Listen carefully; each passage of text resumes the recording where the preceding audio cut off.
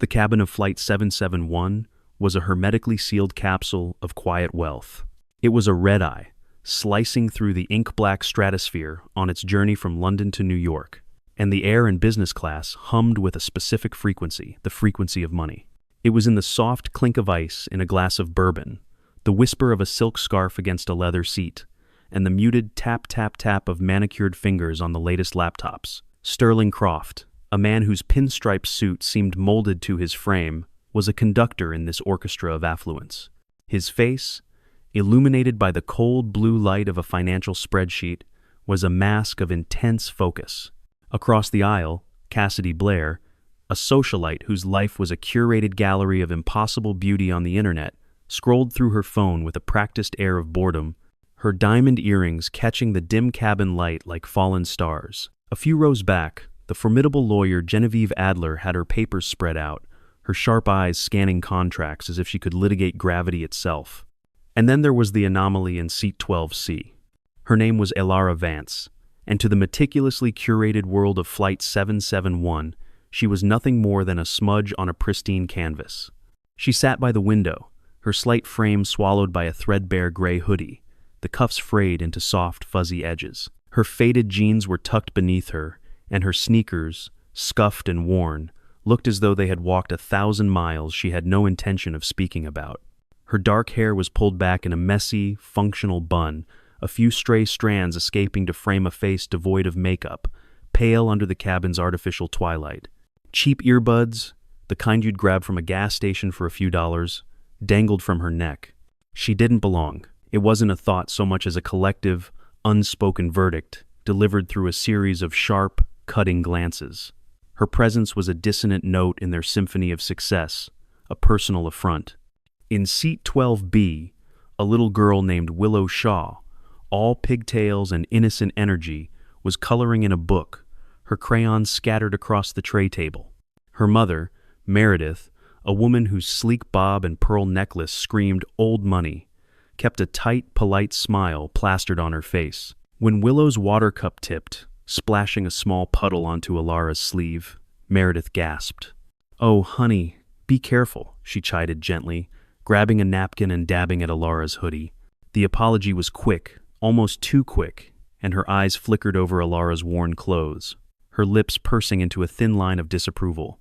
The gesture was meant to be helpful, but it felt more like an attempt to wipe away a stain on the cabin's decorum. Elara barely reacted, offering a small, dismissive wave of her hand. She pulled her damp sleeve closer, her fingers brushing the worn fabric. Across the aisle, Sterling Croft leaned toward his younger colleague, a man whose Rolex gleamed ostentatiously. "She looks more homeless than first class," Sterling murmured, his voice low but carrying with the confidence of a man who believed his words were entitled to be heard.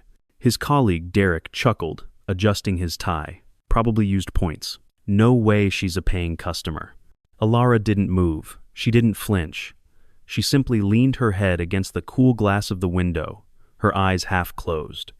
To the outside world, she was a statue of indifference. But beneath the seat, her hand rested on the strap of her small, unassuming backpack.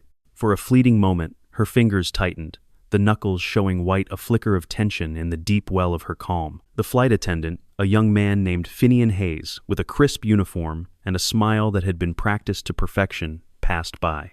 His eyes caught on Elara's cheap earbuds, and his eyebrow twitched just for a second, but it was enough. The micro-expression was a complete sentence. "You don't belong here."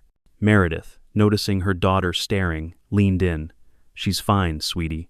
Just resting," she whispered. But Willow, with the unfiltered curiosity of a 6-year-old, asked in a stage whisper, "Why is her jacket so old?"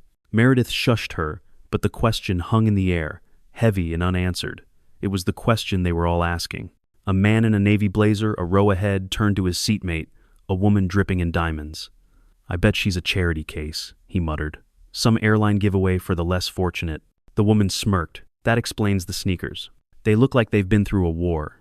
Their laughter was soft, a delicate, cruel sound that sliced through the cabin's hum.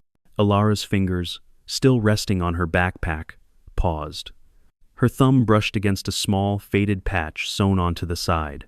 It was barely noticeable unless you knew what to look for. a pair of wings crossed with a sword, an emblem from a life she had buried 6 feet deep in her past. She shifted slightly, pressing her shoulder against the window, her face hidden in the shadow of her hoodie. The cabin lights dimmed, and the passengers settled into their routines, oblivious to the weight of that patch, the history it carried, and the storm that was gathering not only outside the plane, but within the silent woman in seat 12C. The flight droned on, a monotonous hum that became the backdrop for the passengers' private worlds. Cassidy Blair, having exhausted her social media feed, was now editing a selfie, adjusting the saturation to make the cabin's luxury appear even more pronounced. Sterling Croft was drafting a hostile takeover email. Genevieve Adler had finally put away her legal documents and was sipping a glass of Chardonnay, her eyes closed in a state of weary triumph. They were suspended at 36,000 feet, cocooned in a bubble of privilege and predictability. Alara remained a statue by the window. Her breathing was slow and even, her posture relaxed. She might have been sleeping, but she wasn't. She was listening, not to the whispers around her, but to the plane itself. To the subtle shifts in the engine's pitch, the groan of the fuselage, the language of the machine she knew as well as her own heartbeat. Then, the plane hit a pocket of turbulence. It wasn't a gentle tremor. It was a sharp, stomach, lurching jolt that rattled the overhead bins and sent a few drinks sloshing. A collective gasp swept through the cabin. Hands gripped armrests. Cassidy let out a small, theatrical shriek. Sterling's laptop slid precariously on his tray table. The moment passed as quickly as it came. The plane stabilized. A nervous laugh rippled through the seats.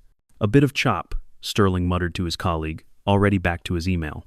Cassidy took a shaky breath and then, seeing an opportunity, snapped another picture. "Number turbulence. So scary. But business class makes it better," she typed, her thumbs flying across the screen. The incident was forgotten, a minor inconvenience that served only to briefly interrupt their comfort. They settled back into their routines, their sense of security restored, their belief in the infallibility of their world unshaken. Ilara, however, had not relaxed. Her hand, which had been resting on the armrest, began to tap a light, almost imperceptible rhythm with her fingertips. It was a steady, practiced beat, a silent sequence she hadn't consciously performed in years.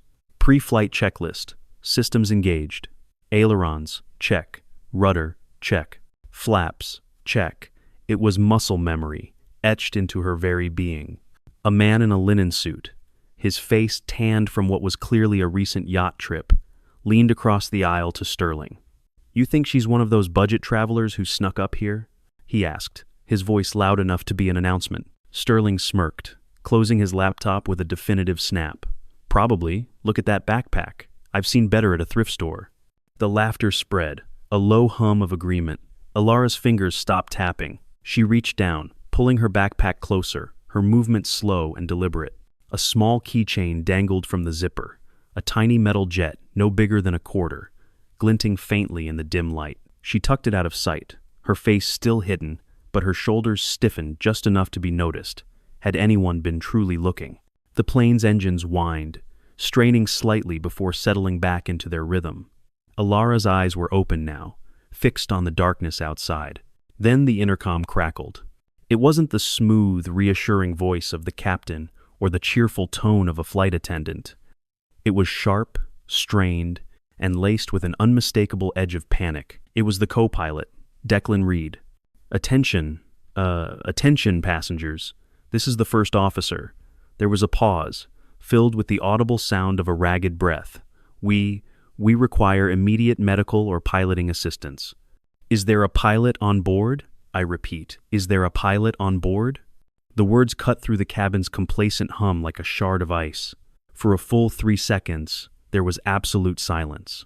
The kind of silence that is so heavy it feels like a physical weight. Then, the dam broke. Chaos erupted. "What the hell does that mean?" Sterling Croft demanded, his face instantly pale. Cassidy Blair dropped her phone, her hand trembling.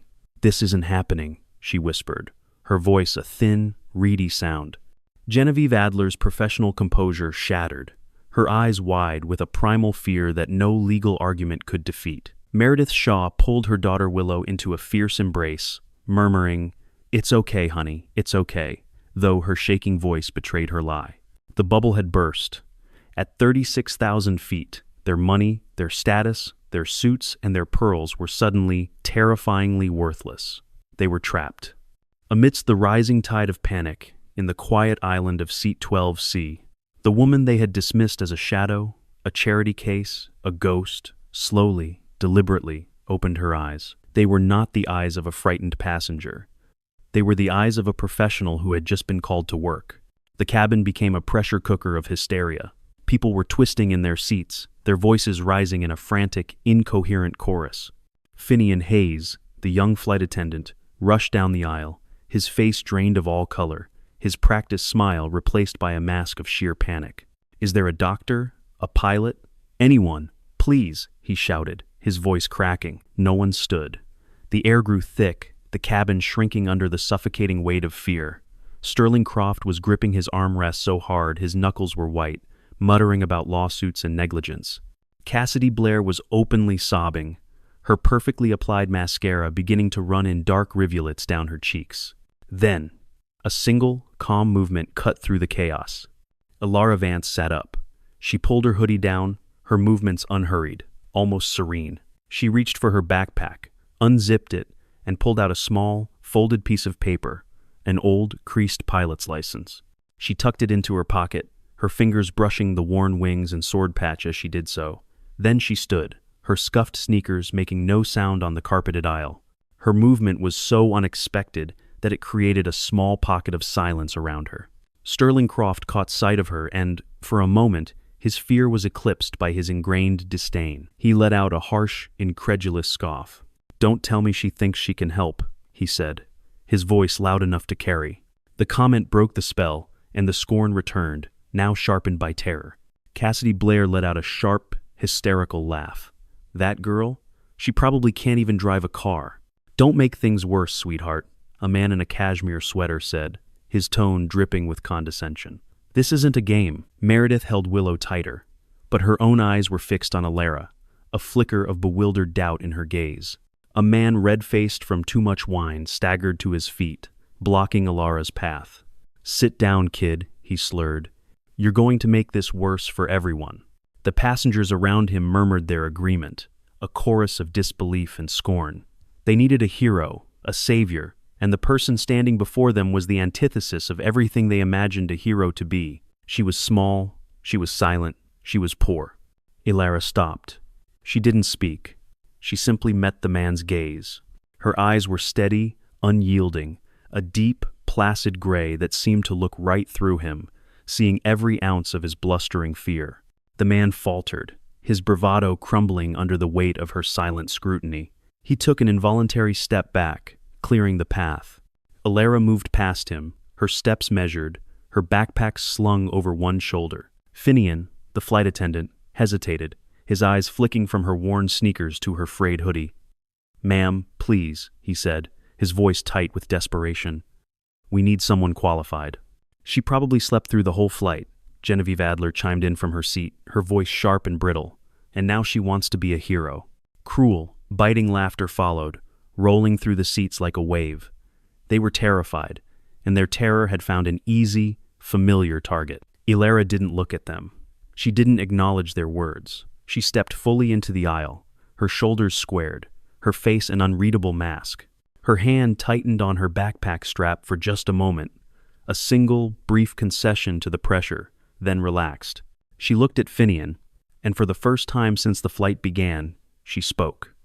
Her voice wasn't loud, but it was low, clear, and resonated with an authority that defied her appearance. "I flew F-18 second," she said. "Take me to the cockpit." The words hit the cabin like a shockwave. The laughter died instantly, replaced by a stunned, gaping silence. Sterling Croft's jaw dropped. Cassidy Blair blinked, her sobs forgotten. "F-18? Someone whispered from the back. "What's that?" It was Arthur Coleman, the quiet man with the faded Marine Corps insignia on his jacket, who answered. He shot to his feet, his posture ramrod straight, his voice trembling not with fear, but with awe. "That's a Navy jet," he said, his voice ringing through the silent cabin. "A Hornet. Only the best naval aviators fly those." Every eye in the cabin was now on Ilara, but the gazes had changed. The scorn was gone, replaced by a mixture of disbelief, confusion, and a dawning, terrifying sliver of hope. Finian stared at her, his mouth open. Then he nodded quickly, a man grasping at the only lifeline he'd been thrown. "This way," he said, motioning toward the front of the plane. The crowd of passengers parted for her, some reluctantly, others too stunned to move. As Alara walked past, her sneakers silent on the floor, her presence seemed to expand, filling the entire cabin, shifting the very air around her. Willow Shaw watched her go, her small hands clutching her coloring book, her eyes wide with a child's unwavering belief in miracles. The cockpit door hissed open, revealing a scene of controlled chaos. The air inside felt heavy, charged with the electricity of crisis. The captain was slumped in his seat, unconscious, his face pale and slick with sweat. The co-pilot, Declan Reed, a young man with a military-style buzz cut, gripped the controls, his knuckles white. The plane was bucking slightly, an angry, untamed beast. He glanced up as Finian ushered Alara inside, and his face contorted into a mask of disbelief and frustration. "Her? You brought me a civilian woman?" His voice was sharp, almost accusing, the words of a man at the end of his rope. From outside, the panicked voices of the passengers leaked through the closing door. "Don't put our lives in her hands," Genevieve Adler shouted, her voice high with panic. "If she messes up, we all die." Declan's eyes flicked over Alara's hoodie, her sneakers, then back to the complex array of instruments. "Are you sure you know what you're doing?" he asked, his voice softer now, but still thick with skepticism. Alara didn't answer with words. She slid into the captain's seat, her movements fluid and economical. Her hands moved over the controls, not with hesitation, but with a quiet, confident familiarity that made Declan pause. Her fingers brushed switches, danced over dials, and rested on the yoke with an ease that spoke of thousands of hours spent in a place exactly like this. Her fingers brushed a small, worn ring on her left hand, a simple, unadorned band. Her thumb lingered there for a moment, as if drawing strength from it. A memory flickered, sharp and vivid as a lightning strike. A dusty airbase, the sun beating down, the deafening roar of jets overhead. She saw herself, younger, her hair pulled back tight, standing in front of an F-18 Hornet, her call sign stitched onto her flight suit. "E. Vance, Night Viper 12. Her commanding officer was clapping her on the shoulder. "You're the best we've got, Miller," he'd said, using her maiden name. Then the mission, the explosion, the report, the folded flag. She had walked away from that life, from the medals, from the name. Now, in this cockpit, her hands moved as if they had never left. The plane steadied, the horizon on the attitude indicator leveling out. Declan stared, his mouth half open, as if he were seeing her for the first time. The person in the frayed hoodie had vanished, replaced by a commander. The plane lurched again, a sudden, violent dip that sent a tray clattering in the galley outside. A fresh wave of screams echoed from the cabin. Alara's eyes remained fixed on the instruments, her hands steady as she compensated, her touch on the yoke both firm and delicate. She reached for the radio headset, her voice as calm as if she were ordering coffee. "Mayday, mayday, mayday. This is Flight 771. Air traffic control. Do you copy?" A voice crackled back instantly. "Flight 771, we copy. What is your status?" "Captain is incapacitated. First officer is overwhelmed. This is Night Viper 12, requesting clearance for emergency landing at the nearest suitable airport." The name hit the air traffic control tower like a bomb. There was a long, static-filled pause. Then a different voice came on, frantic, disbelieving. "Repeat call sign. Did you say Night Viper 12? Impossible. Night Viper 12 was declared Kia 5 years ago." Declan's head snapped toward her, his eyes wide with shock and a dawning comprehension. A ghost. He was flying with a ghost. Outside, the passengers who could hear the exchange over the cabin speakers fell silent. Genevieve Adler's shouts died in her throat. Arthur Coleman, the old Marine, whispered to his seatmate, his voice filled with reverence, "My God, she's a legend." Alara didn't react. She kept talking to the tower, her voice a steady, anchoring presence, guiding the plane through the turbulence. Her hand brushed the folded license in her pocket, and for a moment her jaw tightened before she refocused on the controls. The radar screen suddenly flashed red. A massive storm cell loomed directly in their path, its edges jagged and angry. the plane began to shake violently. "We have to go around," Declan shouted over the rattling. "No time," Alara said, her voice clipped. "We go through." Her eyes narrowed, scanning the turbulent mass on the screen. She found it, a razor-thin gap, a corridor through the chaos that no commercial pilot would ever risk. But she wasn't a commercial pilot. Her fingers moved with a speed and precision that silenced Declan completely, his skepticism replaced by a quiet, profound awe. She was not just flying the plane, she was dancing with it, anticipating its every move, countering every blow the storm threw at them. Outside, Willow's small voice cut through the noise. "She's going to save us, Mommy. I know it." The plane dipped, then climbed, threading its way through the churning clouds like a needle through fabric. The turbulence eased, then stopped altogether. The cabin lights flickered once, and for a moment, everything was still. Then the plane burst free of the storm. The sky opened up, clear and dark, and filled with a million stars. Below them, the lights of a city glittered like a promised land. The moment the plane broke through the clouds, the tension in the cabin shattered, replaced by a tidal wave of relief. The passengers erupted in applause, a thunderous, ragged sound of gratitude and disbelief. Their cheers were loud enough to shake the walls, interspersed with sobs and shaky laughter. Willow Shaw stood on her chair, clapping wildly. "Miss, you saved us," she shouted, her voice a pure, clear bell of joy. Meredith pulled her down, tears streaming down her own face, but she didn't stop clapping. Sterling Croft sank back into his seat, his face ashen, the color of old parchment. He stared at his hands, which were still trembling. Cassidy Blair looked down at her own hands, her nails digging into her palms, the online world she inhabited seeming a million miles away. Genevieve Adler looked away, toward the window, her glasses fogging slightly, as shame warred with relief. The hero they had needed was the very person they had mocked. The irony was a bitter pill to swallow. In the cockpit, Alara kept her eyes on the instruments, guiding the plane on its final approach. The runway lights were a beautiful, welcoming string of pearls in the darkness. Declan leaned toward her, his voice low and filled with a respect that bordered on reverence. "How did you do that?" he asked. Alara didn't answer. She just kept working, her lips pressed into a tight line. A different memory surfaced, quiet but heavy. A small, sparse apartment, a single lamp casting long shadows on the wall. She was sitting at a table, her hands folded around a coffee mug. On a shelf behind her was a folded American flag in a polished wooden case, her husband's flag.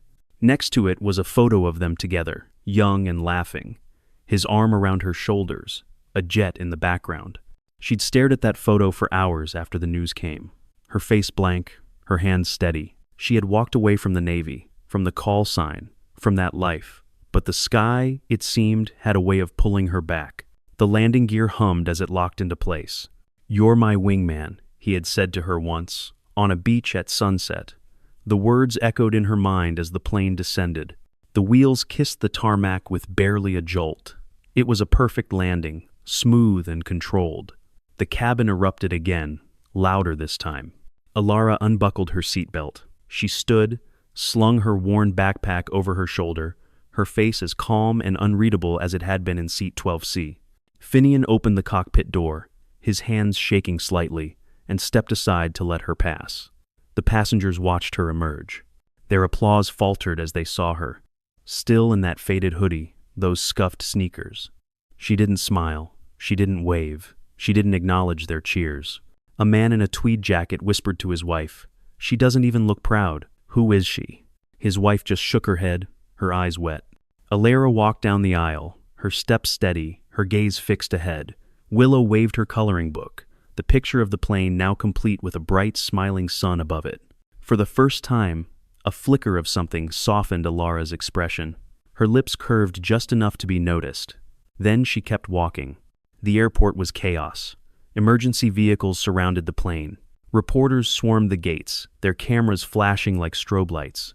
As the passengers spilled out onto the tarmac, some were still shaking, others talking over each other, their voices a mix of awe and a deep, unsettling shame. Sterling Croft avoided her gaze, his expensive suit jacket slung over his arm, looking rumpled and defeated. Cassidy Blair hurried past, her heels clicking fast on the pavement, desperate to escape the scene of her humiliation. A journalist pushed through the crowd, his microphone raised. "Please, your name. What's your name?" he shouted. Elara kept walking, her hoodie pulled low. Genevieve Adler, her face gray, muttered to her assistant, "God forbid she tells them what happened on that plane. What we said." Arthur Coleman stood off to the side, his eyes locked on Elara. He didn't speak. He simply raised his hand in a quiet, crisp salute. A young college student who had been silent the whole flight stepped forward, her voice trembling but clear. "Thank you," she said, loud enough for the crowd to hear. Elara paused for a fraction of a second. Her eyes met the young woman's, and she gave a single, almost imperceptible nod. Then she kept moving. Black SUVs with government plates pulled onto the tarmac, their doors slamming shut with authority. A stern-faced officer in a decorated uniform, Colonel Marcus Thorne, approached, his boots heavy on the ground. He stopped directly in front of Elara. His eyes, narrowed at first, softened with recognition and something akin to disbelief. He raised his hand to his brow, his salute sharp and precise. "Welcome back, Night Viper 12, he said, his voice firm but emotional. "We thought you were Kaya." The crowd froze. A collective gasp went through the passengers. Richard Holt's face went white, his phone slipping from his slack hand and clattering onto the pavement. Cassidy Blair covered her mouth, her eyes wide with horror. The truth was more staggering than they could have imagined. They hadn't just mocked a passenger, they had scorned a fallen hero who had come back from the dead to save them. Elara returned the salute, her own hand steady and sure, then lowered it. She didn't say a word. Her silence was louder than any accusation. It was the sound of their judgment crashing down around them. The fallout came as swiftly and mercilessly as the storm the plane had flown through. In the age of smartphones and social media, the story of Flight 771 was not just about a miracle landing. It was about the behavior that preceded it. Sterling Croft received a call from his board of directors the next day. A passenger's cell phone video, shaky but damningly clear, had captured his homeless than first-class comment. It went viral on X, his name trending with hashtags like #classlessintheclouds and #arrogance@360,000 feet. By evening, a terse press release announced he had been asked to resign, effective immediately. His career, built on ruthless calculation, was destroyed by a single moment of casual cruelty. Claire Donovan, the influencer, faced a digital firing squad.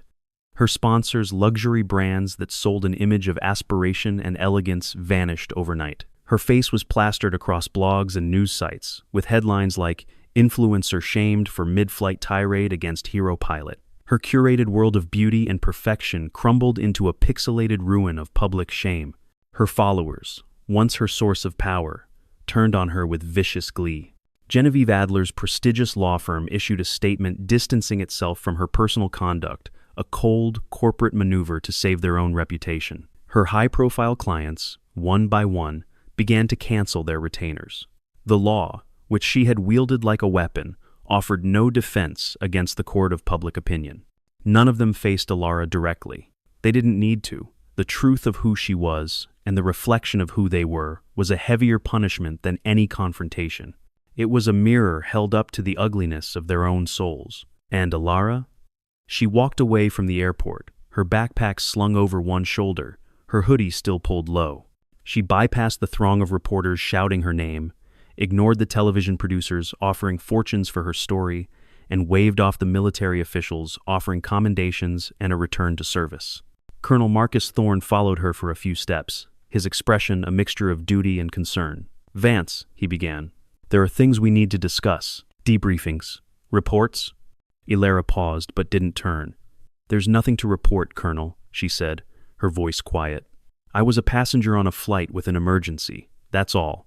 He knew she didn't want company. He knew the ghost he had welcomed back wanted only to disappear again. He stopped, watching her go. The crowd of onlookers parted for her, their whispers fading as she moved through them, a ghost reborn, her call sign echoing in their minds. Arthur Coleman watched until she was out of sight, his hand still raised in that silent salute. By the gate, Meredith and Willow Shaw stood together. Willow waved, her small hand fluttering in the air, though her precious drawing had been lost in the chaos. Elara glanced back just once.